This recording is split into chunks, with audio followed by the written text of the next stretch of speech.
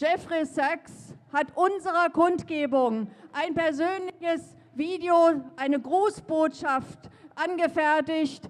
Und Jeffrey Sachs, vielen von euch wird er sicherlich ein Begriff sein. Er hat sich oft zu diesem Krieg geäußert. Er hat immer wieder für Verhandlungen und für Frieden plädiert. Jeffrey Sachs ist als Experte für Weltwirtschaft seit vielen Jahren Berater für verschiedene internationale Organisationen wie die Vereinten Nationen, die Weltbank, der Internationale Währungsfonds und die Welthandelsorganisation. Er hat in der Vergangenheit sowohl den UN-Generalsekretär als auch die russische und die ukrainische Regierung beraten. Und heute ist er Direktor des Zentrums für nachhaltige Entwicklung der Columbia-Universität in New York und Präsident des UN-Netzwerks Lösungen für eine nachhaltige Entwicklung. Ich finde es großartig, dass Jeffrey Sachs für uns, für unsere Kundgebung extra ein Grußwort aufgenommen hat. Ihr hört es gleich und seht es gleich auf dieser Wall da drüben mit Untertiteln auf Deutsch. Ich hoffe, es ist gut hörbar und gut lesbar. Vielen Dank. Jeffrey Sachs, University Professor at Columbia University. Thank you for your efforts for peace.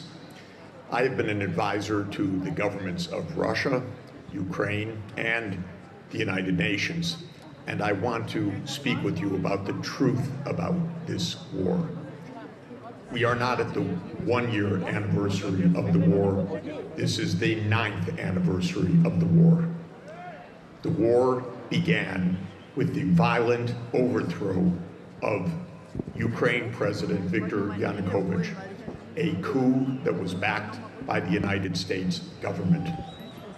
From 2008 onward, the United States was pushing NATO enlargement to Ukraine and Georgia. Yanukovych wanted neutrality. He stood between the US and its goal of NATO enlargement.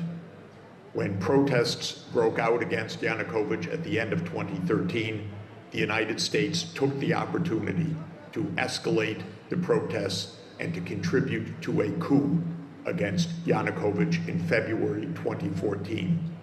That was the start of the war 9 years ago. Since then, Russia took Crimea, war broke out in the Donbass, NATO poured in billions of dollars of weaponry to Ukraine.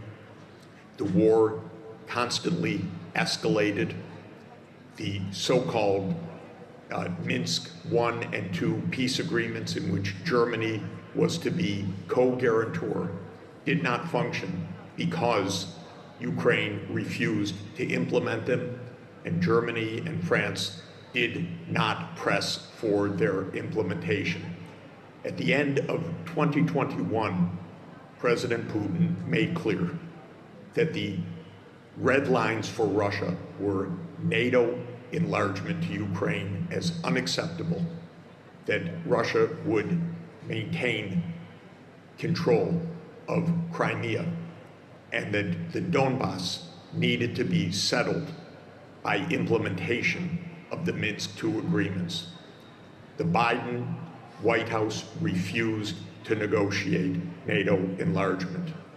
The Russian invasion tragically and wrongly took place in February 2022, 8 years after the Yanukovych coup. The United States has poured in massive armament since then, and the death and destruction is horrific. In March 2022, Ukraine said that it would negotiate on the basis of neutrality. We now know that the United States blocked those negotiations, favoring an escalation of war. In September 2022, the Nord Stream pipelines were blown up. The overwhelming evidence is the United States led that destruction of the Nord Stream pipelines.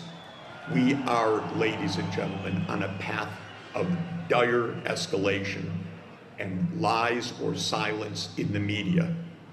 The entire narrative that this is the first anniversary of war is already a false narrative.